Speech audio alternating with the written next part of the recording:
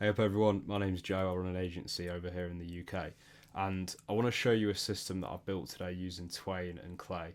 We've been getting a lot of requests for this recently. A lot of people want to know how they can use Twain alongside Clay and just some best practices for setting this up and ultimately generating the best possible copy from directly within your Clay table.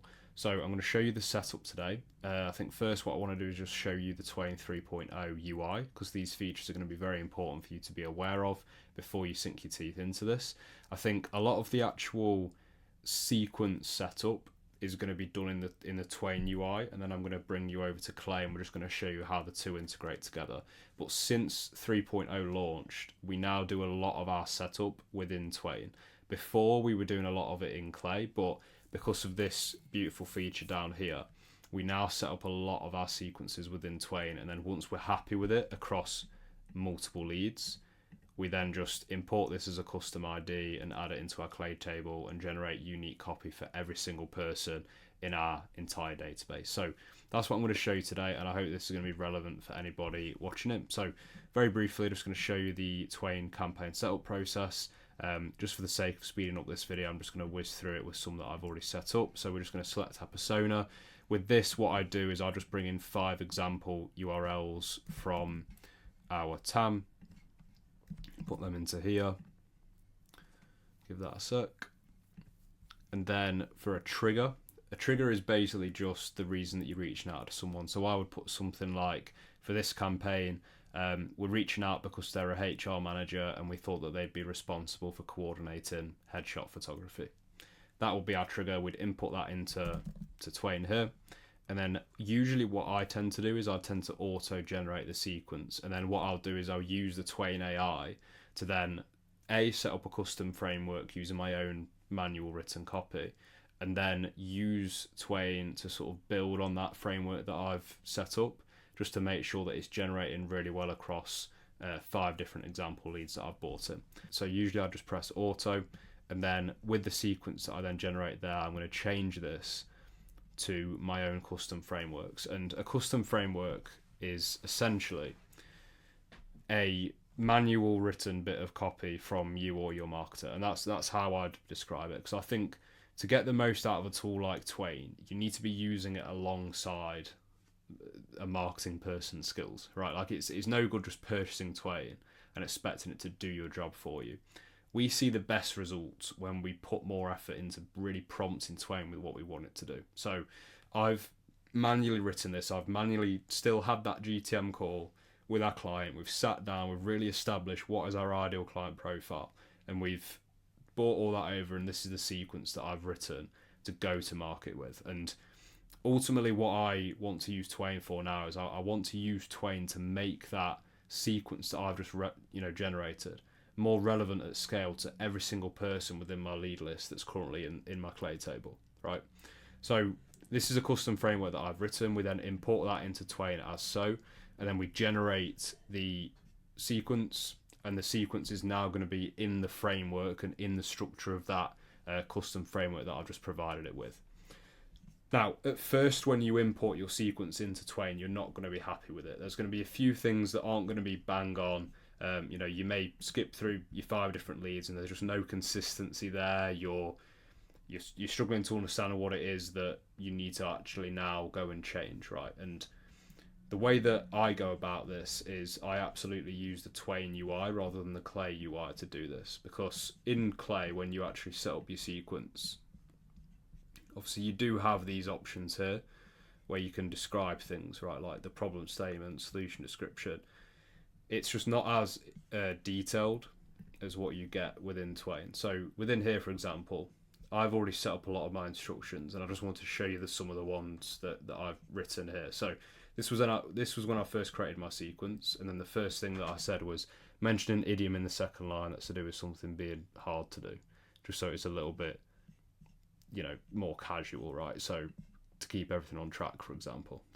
You don't need to mention in sync in the second line every time. So this was, I remember when I first set this up, Twain was, for some reason, it was saying in sync in literally every single line. I just thought it was a bit weird. So I got Twain to not mention it in every single line, and it's done so. Then I've said always mention guidance in relation to maintaining a consistent look across the team. So I wanted to make sure that Twain mentioned the guiding process, because I think before it was just saying like we'll make sure everything aligns with your company's look or something. It just seemed a little bit less natural, and I really wanted to emphasize the fact that our remote photographer will guide the employee through the process, and I gave Twain that instruction here, and it's implemented it really well across my copy through all these different leads. This was a more tone-based question. Now, I would recommend with tonality prompts, you might be better doing it across the entire sequence, so not specific to one step like I've done. You probably want to do tonality based on the entire sequence, because then it'll be consistent throughout. But again, you can sort of get the idea of what I'm going at here.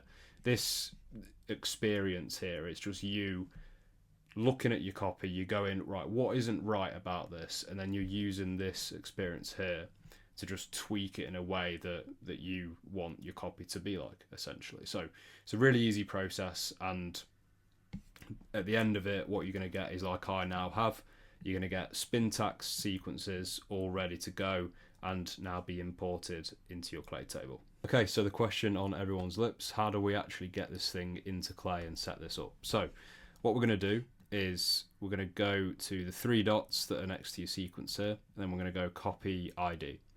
Now in Clay, what you want to do is you want to set up a module. I've already created it here, but the one that you want to select is going to be the generate message sequence. And then I'll just whiz up over to this one. And then what you want to do is you want to go to the sequence and you want to choose custom sequence ID. And then you just want to paste the sequence that you just copied from Twain. I usually set this up in a way where I've got just the full name, and then the prospect description. I'll just put first name is the job title at clean company name. Now, another thing to consider with this is that there are some instances where you may prefer to use Clay to actually write a prompt like this rather than in Twain. And a best practice that I would have for this is if it's anything to do with a column, I'd always recommend doing it within Clay. So say, for example, if I saw some of this copy and like this, for example, right, it was generating copy containing the company name in Twain, and for me, I don't really like using company names, so I feel like sometimes there's a big risk that it could go wrong, because even when you do clean company names, it still might not be fully perfect, so I tend to just avoid them. But I wouldn't recommend actually giving the instruction here to Twain of like, don't include company name in the emails, because you're like leaving it to the AI's interpretation of what company name is. Do you get what I mean? Whereas within Clay, there's no mistaking it, because you're literally giving it the column and you're saying don't mention clean company name. So this is basically saying don't mention Abner, don't mention Tien de Pago, don't mention Flex Shopper. So there's absolutely no way that it could contain that text. So just some best practices there of like where I would use Clay to prompt and where I'd use Twain to prompt. And this is literally all we need to do. This is literally all I prompt the Clay module with to set this thing up. I even sometimes don't even put the sender company name. You can do, it won't really make a difference, but yeah, this is literally all I do to set this up. I then just usually write a quick formula so that it only generates for leads that I'm going to send emails to. And then I just save this and then just run 10 rows. Like this, for example. I think I did just recently make some changes, so we're going to run this again and I'll just show you how it works. And then from within your finished sequence, you can then just click on it and then map the columns here, so you can get email 1, 2, and 3. Okay, so I'm just looking through this copy now, and I don't like how the copy is being outputted in this first line. Right, so what I think has happened in Twain is it's one of the instructions that I provided in here that's potentially confusing Twain a little bit. So I think it might be this instruction. So another thing that you can now do in the Twain UI is if there is an instruction that you think is potentially messing up the copy, you can just delete it like this. and then the copy will then regenerate without the bad instruction.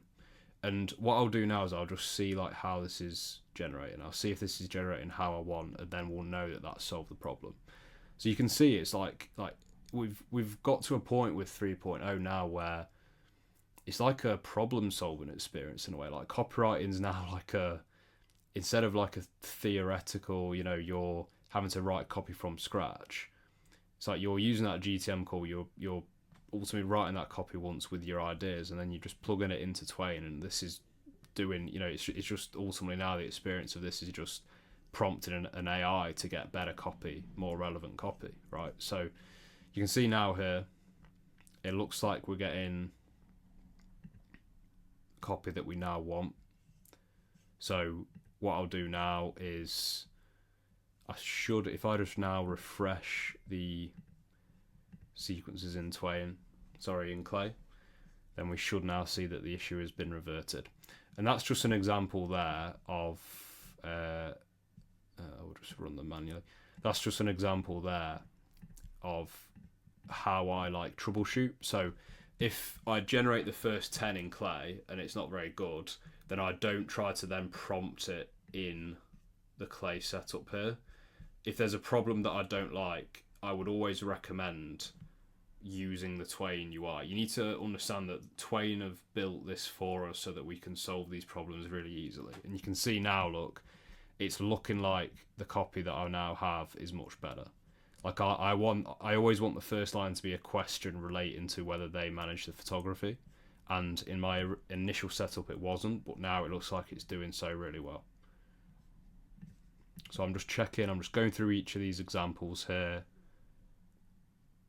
and I'm just making sure that everything's generating the way that I want it to be.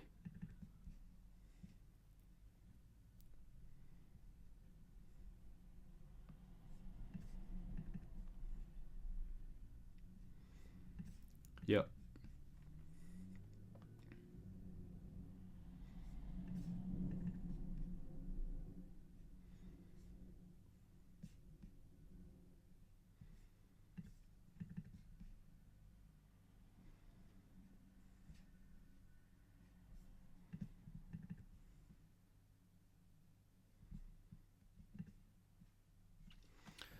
Okay, so now that my copy is generating really well, I've checked it across the first 8 rows that I've generated here. Now the only last thing to do is to obviously just rip it, run the whole module, and then we're going to get our unique copy generated for everybody within our table. The next thing that I'm now going to show you is just how do you set up your sequencer, how do you set up your campaigns in SmartLead, Instantly, whatever you're using, to receive this copy as custom fields and map it into your campaign so it's sending nicely. So I'm just going to create a blank campaign now in my Bison instance. So what we do, for every lead that we bring in, we're going to have email 1, email 2 and email 3 variables. So the way that I set up my sequences is literally just this, and then I'll have my sender email signature, and then that is literally all that an email looks like, right? It's literally just that. Same for email 2, we'll then just go email 2, and then we'll just have the email signature.